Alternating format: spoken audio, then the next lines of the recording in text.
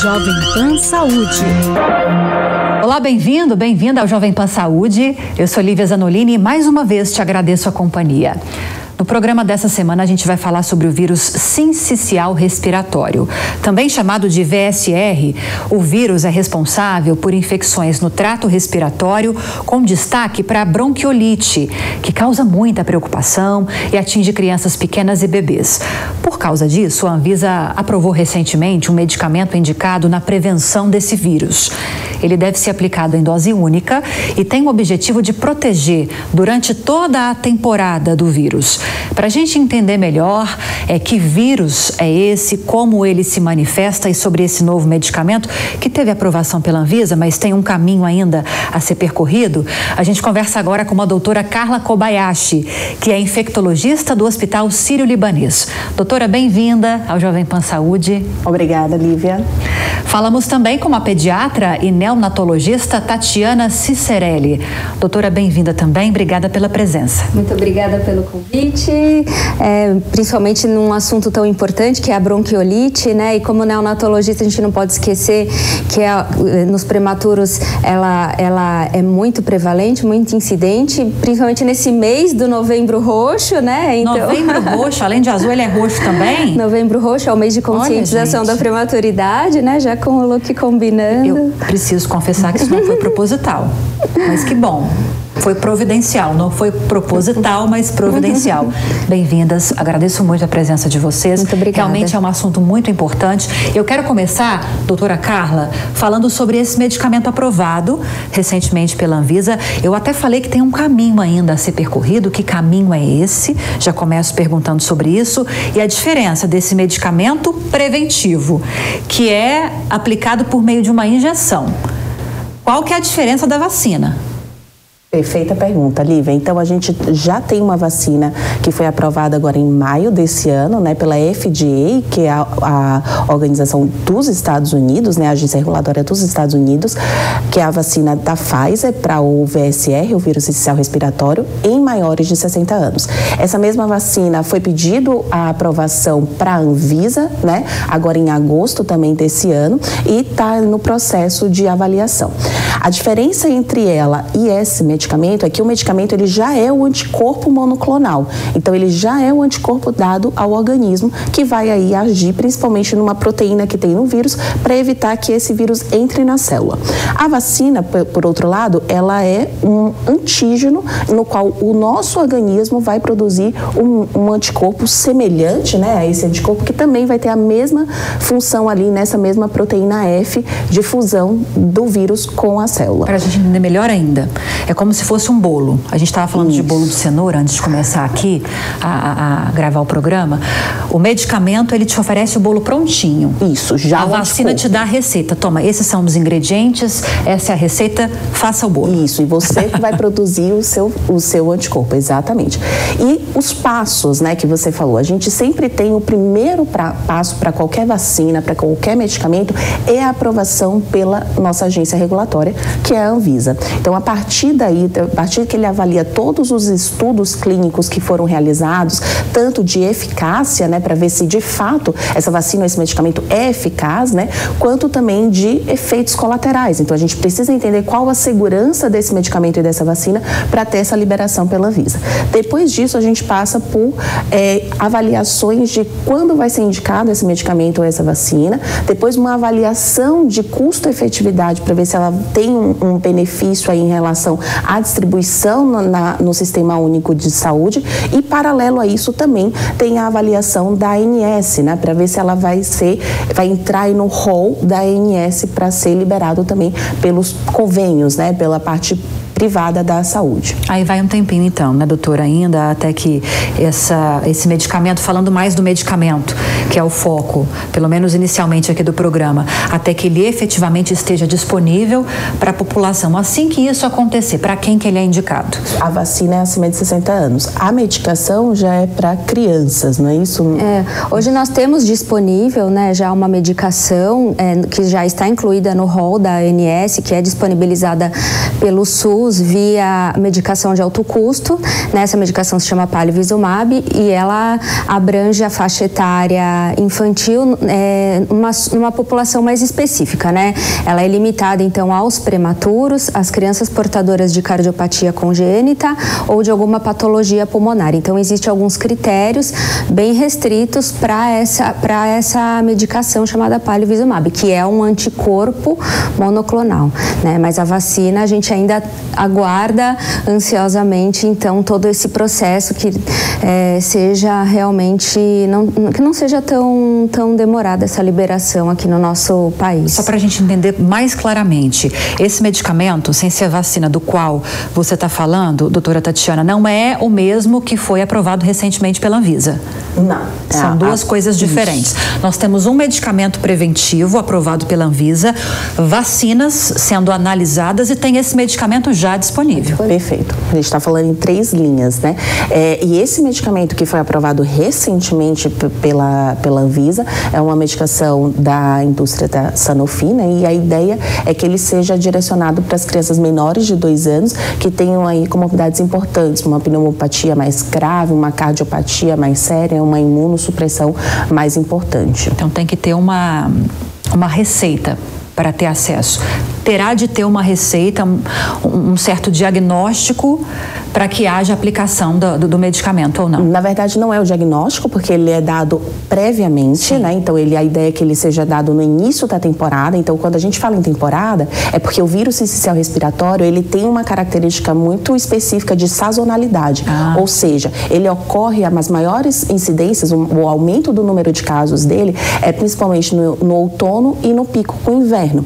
Então, ali no finalzinho de março até o final de setembro é quando a gente tem os maiores incidências para infecção pelo vírus sincicial respiratório, né? Inclusive, nesse período, ele passa aí o vírus da influenza. Se a gente pensar que hoje, pós-pandemia, a gente tem a nossa tríade, né? Eu sempre falo, Covid, vírus sincicial e influenza. São os vírus respiratórios aí de maior preocupação. Por quê? São os que causam o maior número de casos de síndrome respiratória aguda grave, que é aquele quadro com hipoxemia, então precisa de oxigênio, faz aquela falta de ar, precisa de internação, suporte.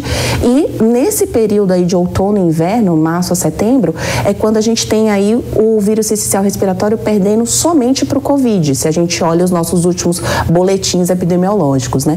Então, a ideia dessa medicação é que ela seja dada no início dessa temporada, para que ela forneça aí a proteção durante todo esse período para essa população de maior risco, que vão ser as crianças aí menores de 2 anos com essas comorbidades, né? Lembrar que é uma associação. A gente tem a virulência do vírus, ou seja, a potência de causar um quadro grave do vírus, mas principalmente a gente tem também os fatores de risco do hospedeiro. Então, por isso que a gente fala dessas indicações específicas, porque a gente tem que olhar para o hospedeiro o quanto de risco ele tem para desenvolver esse quadro mais grave. E é isso que a medicação ou a vacina tenta proteger. Maravilha. A gente vai falar um pouco mais agora. A gente falou sobre a vacina que está em processo ainda de aprovação completa. A gente está falando de um medicamento já disponível e desse medicamento preventivo que foi aprovado recentemente pela Anvisa, mas a gente tem que focar no vírus em si também. Esse vírus, por exemplo, gente, é um dos principais agentes etiológicos. A gente falou logo no início sobre isso, um dos principais motivos de preocupação para tantos pais e cuidadores, porque causam infecções no Brasil das mais variadas e sendo responsável por 75% das bronquiolites e 40% das pneumonias. A gente está falando, doutora Tatiana, de 2 cenários muito preocupantes, bronquiolite e pneumonia. Bronquiolite mais ainda em relação a esse vírus. A bronquiolite hoje ela é responsável por mais de 50% das internações de causa respiratória na população pediátrica, né? Então, principalmente nessas épocas entre o outono e inverno, a gente sempre tem picos de internação por conta de bronquiolite, né? Ela se agrava ainda mais quanto menor a faixa etária da criança. Então, geralmente os recém-nascidos, os bebês até 3 meses de vida, são os mais mais afetados e são os que mais precisam de internação nesse momento por conta aí da agressividade do vírus na via aérea. Então, geralmente, a estatística, ela aumenta muito, a estatística de internação, ela aumenta muito nesse período que a gente chama de sazonalidade, que é o período de maior circulação do vírus, que é entre o outono e o inverno. Quais são os primeiros sintomas dessas doenças que esse vírus pode causar, com destaque para a bronquiolite, que é o que mais preocupa, né, doutora? Muito importante falar, porque a bronquiolite, na fase inicial, ela tem sintomas inespecíficos. Ela é como se a gente acha que a criança está com um resfriadinho. Ela pode começar com uma coriza, às vezes uma febre baixa, tosse, e com o passar dos dias, geralmente a partir do terceiro, quarto dia, esses sintomas eles vão se agravando. A tosse, ela vai ficando mais intensa, né? A criança começa a ter desconforto respiratório. O que é o desconforto? Ela começa a fazer um esforço para respirar, né? E é aí nesse momento que geralmente os pais começam a ficar mais preocupados e procuram já um serviço de saúde, porque o vírus na via aérea, ele causa uma produção excessiva de muco, né? A resposta da via aérea é produzir muco. Então essa criança começa a ter uma congestão, né, pulmonar, causando então essa dificuldade para respirar, a queda na oxigenação,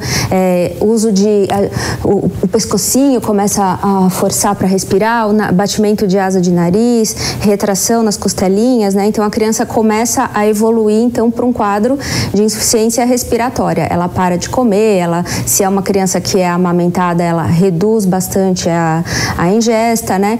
E geralmente esse quadro, né, quanto menor a criança, ele é mais prolongado, ele pode durar até uns 15 dias, em geral uma semana, né, que é o tempo de duração de todos esses sintomas, e é nesse momento então de intensificação dos sintomas que é importante que os pais procurem então um serviço de saúde, né, pra gente o vírus sincicial respiratório, basicamente o diagnóstico dele é clínico, é essa história progressiva, né, de piora dos sintomas respiratórios.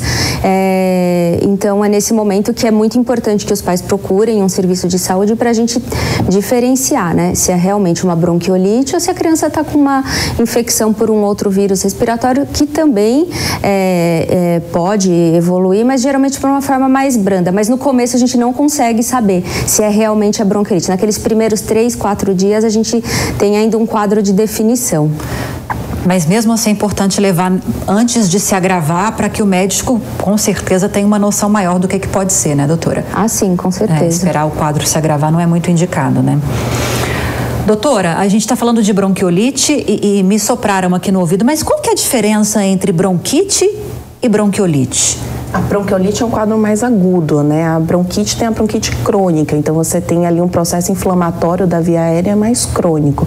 Então é um quadro de asma que se exacerba, um quadro de TPOC que se exacerba. A bronquiolite, ele é um quadro inflamatório agudo, então ela faz essa inflamação ali nas pequenas vias, na via aérea, nas pequenas vias aéreas, né? De acúmulo de secreção, como a Tati falou, e a parte de repercussão respiratória.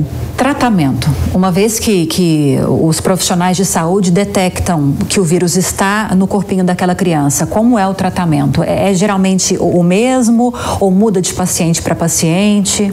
No adulto, né, a gente tem principalmente tratamento de suporte. Então, a gente não tem os tratamentos antivirais tão específicos. A gente faz geralmente um tratamento mais de suporte. Então, prover oxigenação para aquele paciente, fisioterapia respiratória, se for necessário fazer medidas invasivas, né, para ajudar aquela criança ou aquele adulto a respirar melhor. Prevenção, doutora, sem ser por meio desses medicamentos que a gente está discutindo. Prevenção que um pai, uma mãe, um cuidador pode fazer em casa para tentar proteger essa criança. O vírus sincicial, ele é um vírus respiratório, ele está presente no ar, né? Então, nós adultos, nós podemos ser portadores desse vírus e não apresentar... Né? É um portador assintomático, né, que nós chamamos. Então, muito importante é evitar o contato de crianças pequenas com um adulto resfriado, né? Então, primeiro é evitar o contato, evitar ambientes aglomerados nas épocas, né, de frio, que geralmente a gente fica, a escolinha, a creche fecha tudo, fica tudo fechado, fica todo mundo aglomerado. Então, intensificar a higiene, né, lavagem das mãos com água e sabão, né, não adianta só passar o álcool gel, tem que lavar a mão com água e sabão com mais frequência, higienizar brinquedos, pensando numa creche, numa escolinha. A intensificação da higiene é muito importante. A criança, nesse período inicial, onde ela está começando a ter algum sintoma, o ideal é que ela não vá para a escola, não frequente a escola. Então, a gente, muitas vezes as mães me perguntam, é um resfriado leve, deixo em casa? Na dúvida, deixa, porque a gente nunca sabe como é que isso pode evoluir. E essa criança, ela já é transmissora do vírus nesse período, né? Mesmo de sintomas mais leves. E principalmente, às vezes, quando tem um irmão mais velho que começa com um resfriadinho e tem um bebê em casa, então evitar um contato muito íntimo, então sempre manter o ambiente mais ventilado, intensificar a higiene e evitar ambientes aglomerados, né? A faixa etária, né, que a gente tem maior vigilância são os primeiros meses de vida, né? É como eu disse, quanto menor a faixa etária, pior a evolução da bronquiolite. E a gente estava conversando que nos idosos também é uma preocupação, né, doutora? É isso que você ia falar. Eu queria acrescentar. Vale acrescentar que essas medidas de prevenção vale também para quem convive, né, com idosos ou imunocomprometidos. Então, aqueles indivíduos que são transplantados ou que estão passando aí por um processo de quimioterapia, indivíduos que têm alguma pneumopatia ou cardiopatia mais grave, né, doença renal crônica, doença hepática, eles são por si só pacientes com alto risco para que desse espectro do vírus sincicial respiratório, da infecção pelo vírus sincicial respiratório, do resfriado, como ele evolua para uma infecção do trato respiratório inferior, né? O que isso significa? Evolua para uma pneumonia, para uma síndrome respiratória aguda grave e podendo até evoluir para um quadro de óbito, né? Para um desfecho de óbito. Então, vale também essas medidas de prevenção para também aquelas pessoas que convivem com esses indivíduos que têm aí o maior risco para a evolução de complicações e de quadros mais graves da doença. A gente estava falando sobre a vacina que está sendo estudada, né, doutora Carla? E a gente tem tantos exemplos práticos no nosso dia a dia de doenças respiratórias, talvez não só respiratórias, mas também com essa pegada de doença respiratória como o Covid, por exemplo. Não sei se eu posso colocar nessa mesma caixinha, que era uma preocupação gigantesca, continua sendo uma preocupação, mas com o advento da vacinação, deixou de ser aquele desespero. Eu acho que continua sendo uma preocupação, mas não é mais um pânico. É importante que haja essa disponibilização dessa vacina o mais rápido possível, né?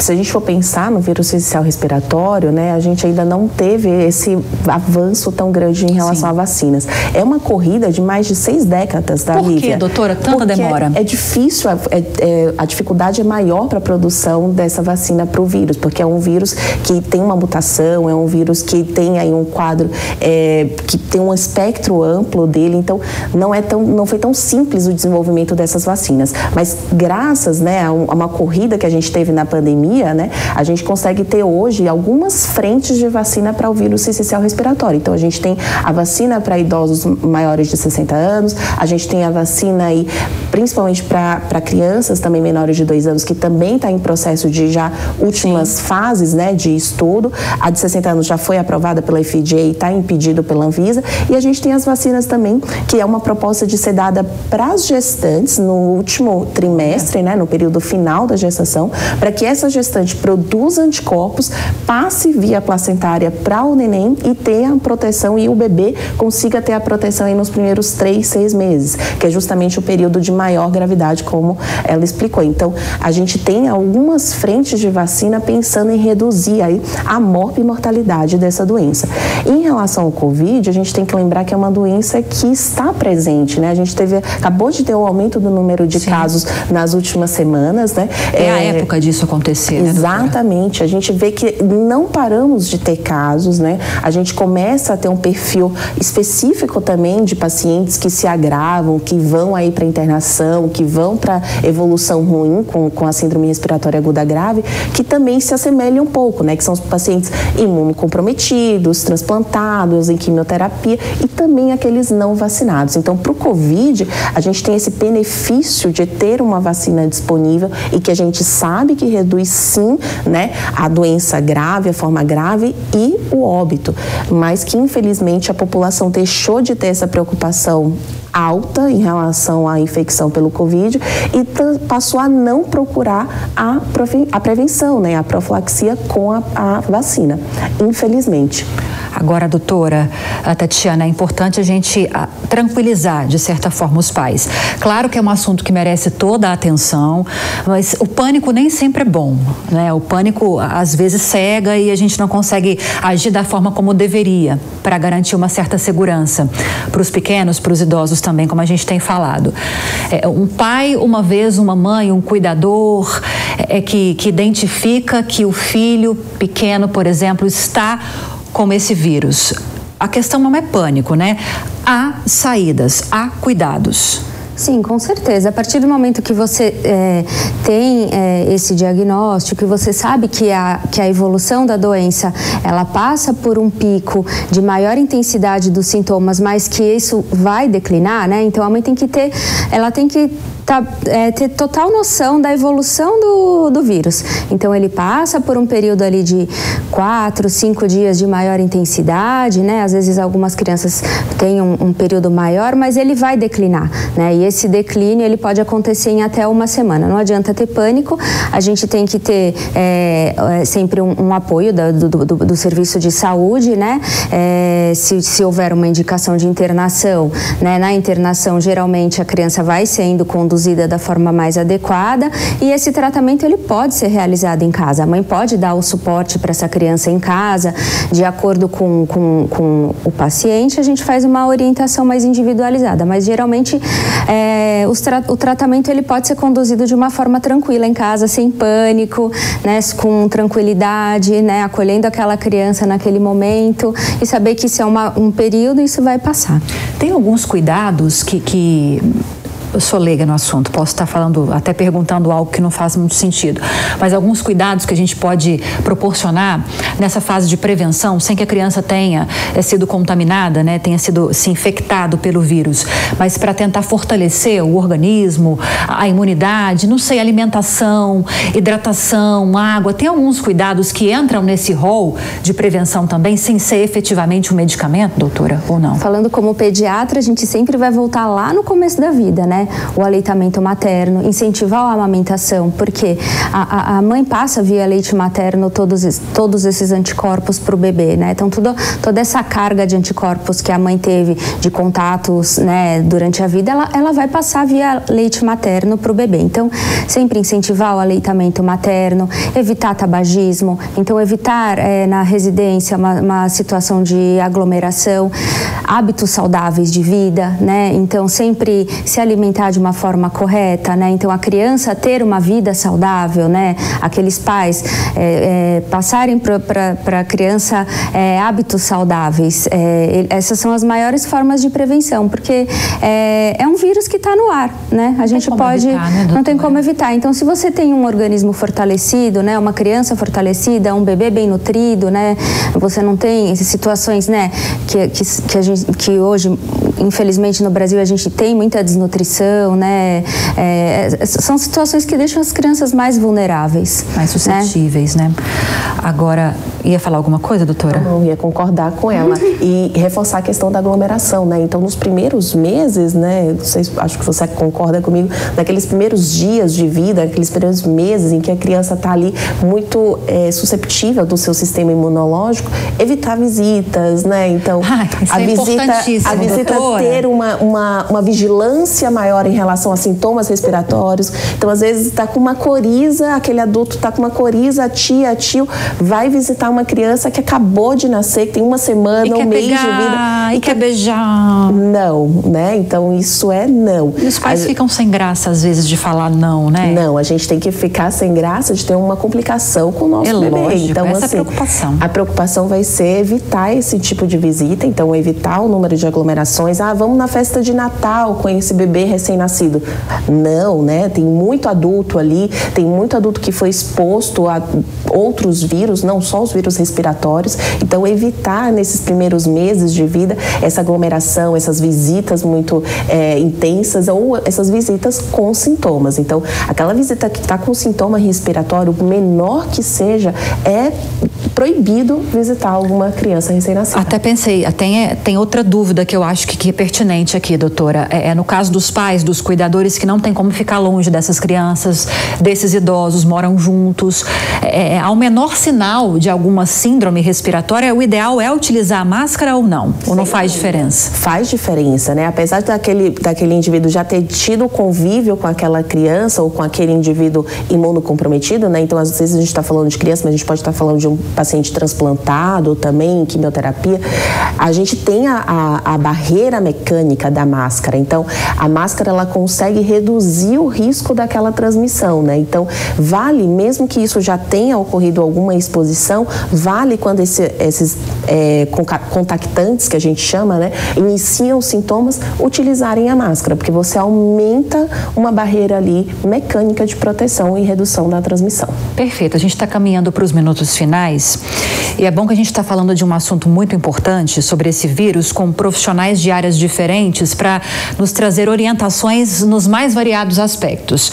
E nesses minutos finais eu sempre reservo tempo para que o profissional convidado ressalte o que é mais importante ressaltar para fechar o tema com chave de ouro. Quero começar com você, doutora Tatiana, sobre esse aspecto do tratamento, da prevenção, dos cuidados com esses idosos, principalmente com crianças, que é a sua área de atuação. O que é mais importante ressaltar em relação a esse tema? Em relação à bronquiolite, né, o que hoje eu considero como mais importante é a gente fazer uma detecção precoce dessa criança sintomática, né, diferenciar se isso é realmente somente um resfriado ou se ela está evoluindo para uma bronquiolite e evitar o contato dessa criança. Então, na escola, né, não manda para a escola, não manda para a creche, né, tenha cuidados redobrados ali com crianças sintomáticas, principalmente perto de um bebê, intensifique os cuidados de higiene. A higiene nasal, ela é importante também quando a criança tem um quadro, mesmo que leve, porque a gente sabe que a mucosa nasal, ela pode ser às vezes, né, o transporte desse vírus, né, para a via aérea final, para a via aérea terminal. Então, intensificar cuidados, né, e a própria higiene com a criança, higiene nasal, o contato ali na creche. Então, eu acho que é o principal ali para a gente segurar a disseminação da bronquiolite seria segurar essa criança talvez em casa nesse momento inicial aí até a definição do quadro. Esse é o caminho, doutora? É o caminho, e eu destacaria 2 pontos para os adultos, tá? Então, o primeiro ponto é a atenção, assim como a gente tem atenção com as crianças, a gente tem atenção com aqueles indivíduos de maior risco. A gente já citou aqui, são os imunocomprometidos, pacientes transplantados, quimioterapia, doença pulmonar, cardiopatias graves.